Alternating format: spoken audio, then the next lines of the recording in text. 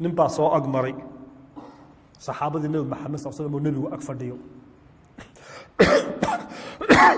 نشلس روح بدن مقعد دير له غير هبل ومقعد دير له كذا شيء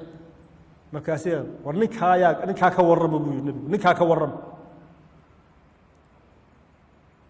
مركاسي الله وهبل هو إنه هبل نيك هسهدو هضلو إن لم مقلوب مطاع يستسمع ها هدي وقبضنا ويديستنا إن أنا نصيرنا أي أقلمع هدو إرجو وأذكي هنا إن أنا أرجينا أيوم نكر نكلا نكر معها نكي والله بدو أسكبحي إيه الكذب وحصون مرة بدو تنا يو جعت سنة ولا يورو امتحان حرانو دوبانو إيشو بأني قبنينو سبحانك أهدي أيا ماشي صوحك مرة ما كانش بركنا يجا ورما ما كان سيدا أيوم كان يجا ورما بيو ما كان سيدا إذا كان هدو مقلنا بجيسن مينو هدو إرجو هرك على إرجو دي سقادا مينو هدو قبل نقد دوننا وحول ما نصير لهين بيو محل إيجي مركا وثقافتي ودقن بياله او سيدل اسكو شرفا سيدل اسكو قيميا سيدل لو متيستا wax nabigu sallallahu alayhi wuxuu yiri kan dambe aad yasteeni ayaa ilaahay agtiisa يوم القيامه buuraha agt ilaahay kaga culus agtiisa Allah subhanahu wa ta'ala marka quraankii nabigu uu waday saxaabada wuxuu rabaa qaabka ay wax u eegayaan inay bedelaan وروح الله يسكو شرفا يا نعلول يو وجه يا دبن ما أح وح الله يسكو شرفا يا جاري يا جوري يا جدار ما أح وح الله يسكو سينا يا قبيل يا خير يا شهادة يا ملهم البوكسو جدا ما أح سعيد ابن المسيب وتابعي من أفضل التابعين حرب ساجد كيس حرب جو aad u xaragoodu ahayo todobada zuhaada waaweyn ayuu ku jiray hadda aad u xaragooda zaahid xaragoonaya ma aragtay zaahid xaragoonaya aad u xaragooda ina Fatima la ilaabu dhalay caalim weyn oo laga dambeeyo ahaa boqorkii bariga jiray Abdul Malik ibn Marwan muslimiinta oo dhan haystay inankiisii Abdullah ibn Abd Malik ibn Marwan inankiisii buu doonay boqorku inuu Saciid ibn al-Musayyib inantiisa u mehriyo markaas guriga ugu yimid Saciid ha radiyab inantii baan inanka u doonaya yaad u doonaysaa hebel markaas inanteeda ma geeyo naga tago Hussein mayne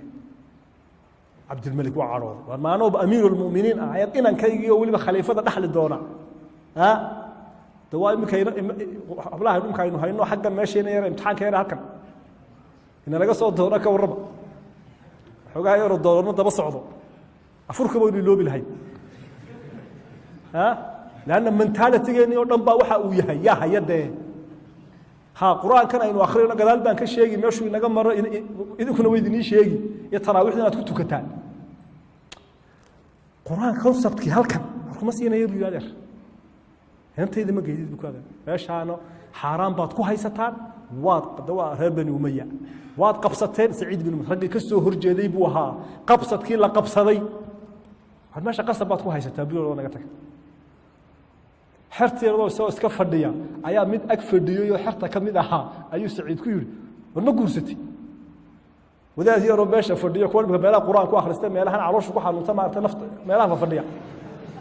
meelahan jooga masaakiinta ilaahay radiyallahu anna wa anhum ya rab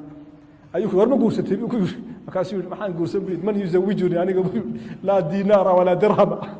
اي ودوا الكتاب كادر انا عندنا هاوشان كوما سو جيده كتاب كان يخري بيرادنا كما كوغو يمد انا ازوجك وير انا ازوجك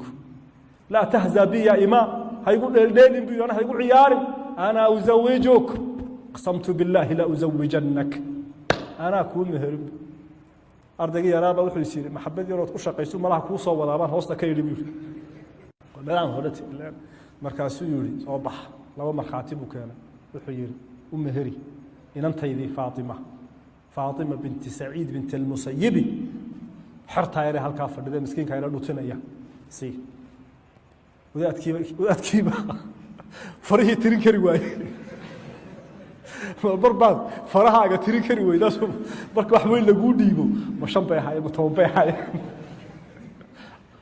markaasuu zawajtuka markaasuu ugu meheriyey markaasuu gabalku markuu dumayna intuu u soo feedhay inantiisa gacantiisa ugu soo feedhay Saciid ibn Musayyib soo cadri soo xidhay iyo albaabka ku soo qaraacay wallahi la raaca bilaa gabar seexanaynin buu yiri awgal tahfadu kitaab Allahi was sunnah kitaabka quraanka way haysaa waxaan diin hayana way haysaa fatwa aan fatwoodo oo iyadu iga daba muraajacaynina ma jirto halkii buu caradu uu cadooday boqorku Saciid ibn Musayyib sidii baa lagu dilo lagu xiray kaayna jactisan baad u dhiibtay anna wadii diiday maxaa bedelmay Saciid ibn Musayyib waa carabtanu kamid ahaa isaga iyo saxaabada waxba uma dhaxayn saxaabadii buu arkay waa taabici saxaabadii diinta ka qaatay waxba isbedelay markaa mid horta waa taas maskaxdaas inuu quraanku bedelo oo aragtida aad arkaysa aragti mabda'eed iyo aragti diineed inuu noqdo talabaad qalbi uu bedelayo quraankuna waa qalbigaaga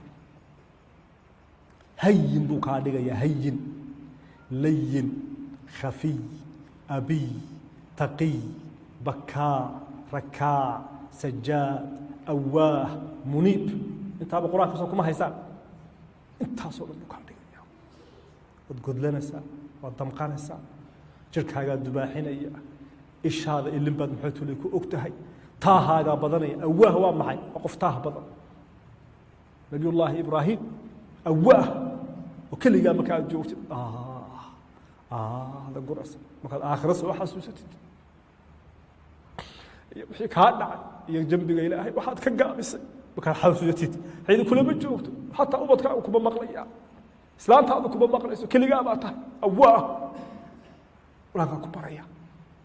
oo meesha quraanku mactul u socdo waxay leeyahay marka bar rasuulullaahi sallallahu alayhi wa sallam quraan akhrinaya saxaabadii nabi maxamed oo quraanka akhriyay iyo isbedelka ku dhacay inta uu leeka hadan soo koobo صحابة النبي محمد صلى الله عليه وسلم قرآن كي أي أخريين واللحكون يلا بقول أفري صدق كا أما اللحي صدق كا أيضا كتاب كا قرآن كا كجرا وحبك ما مقنع قرآن كإلهي بحفظي هل أيضا صحابة هيين أون إن سوق قاعد المجرو